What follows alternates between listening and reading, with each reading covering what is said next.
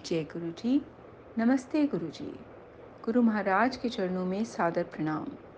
संगत जी, गुरु जी की असीम दया और कृपा से आज हम उनके दिव्य ग्रंथ लाइट ऑफ डिविनिटी के हिंदी रूपांतरित ग्रंथ दिव्याभा के पठन को आगे बढ़ाते हुए जो सत्संग पढ़ेंगे, उसका शीर्षक है दीर्घकालिक कैंसर का सफाया।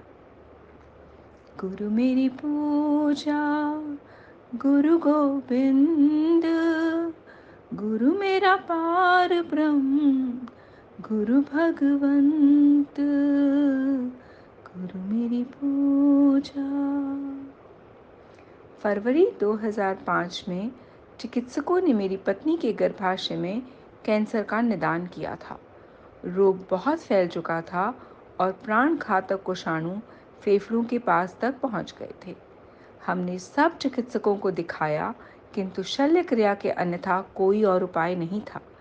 अंततः अनीता की शल्य क्रिया बंबई चिकित्सालय में हुई। उसके पश्चात प्रति 3 सप्ताह के अंतराल में 6 बार कीमोथेरेपी होनी थी। उसी समय ईश्वर दूत की भांति मेरी बहन और उसके पति, जो गुरुजी के अनुयायी थे, हमारे घर आए। उन्होंने हमें गुरुजी के बारे में बताया और उनका आशीर्वाद लेने की सलाह दी।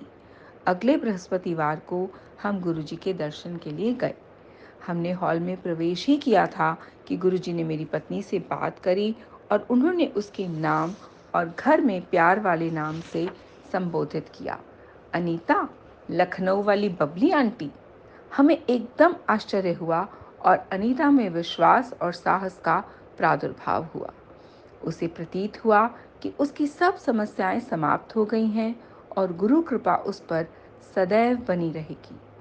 गुरुजी ने अनीता को एक ताम्र लोटा लाने को कहा, जिसे उन्होंने अभिमंत्रित किया। अनीता प्रतिदिन उसका जल पीती थी। कैंसर का उपचार सरल नहीं है। कीमोथेरेपी और उसके दुष्प्रभाव, बालों का झड़ना, जी मिचलाना और उदासी आदि अत्यधिक होते हैं।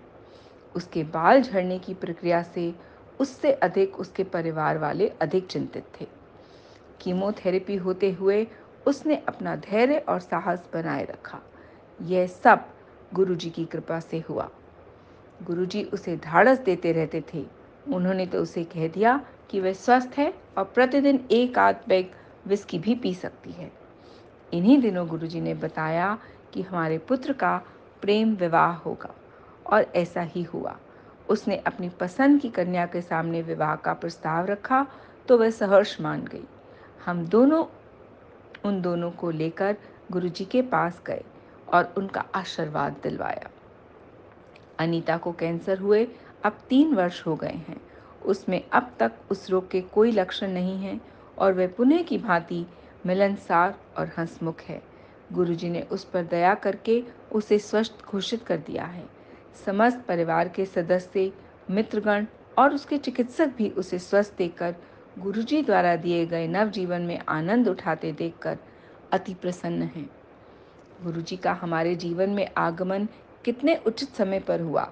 अनीता के कैंसर का निदान हुए 7 महीने ही हुए थे कि मेरे हृदय की 3 धमनियां बंद मिली।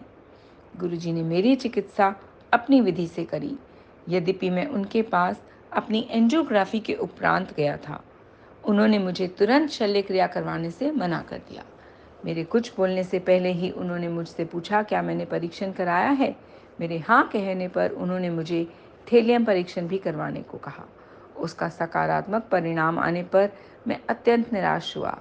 परिणाम के पश्चात उन्होंने मुझे शल्य क्रिया करवाने को कहा। मेरे विचार से वे उचित समय की प्रतीक्षा में थे। मेरे मधुमेह के कारण उस समय विपदा की संभावना अधिक रही होगी। उस अंतराल में अनीता लगातार गुरुजी के दर्शन के लिए जाती रही।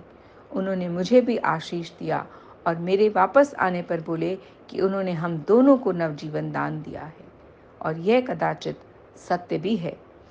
अनीता बिल्कुल स्वस्थ है। मेरे पुत्र का विवाह उसकी इच्छा से हुआ है और वो दोनों प्रसन्न हैं। मैं भी पहले जैसा जीवन व्यतीत कर रहा हूँ। क्या गुरुजी और उनकी दिव्य कृपा के बिना यह संभव था? गुरुजी अनीता को कहते थे कि वह स्वस्थ है और जीवन का आनंद उठा सकती है। उनके आशीर्वाद से हम दोनों में अधिक आत्मविश्वास, सुख, शांति और उल्लास है।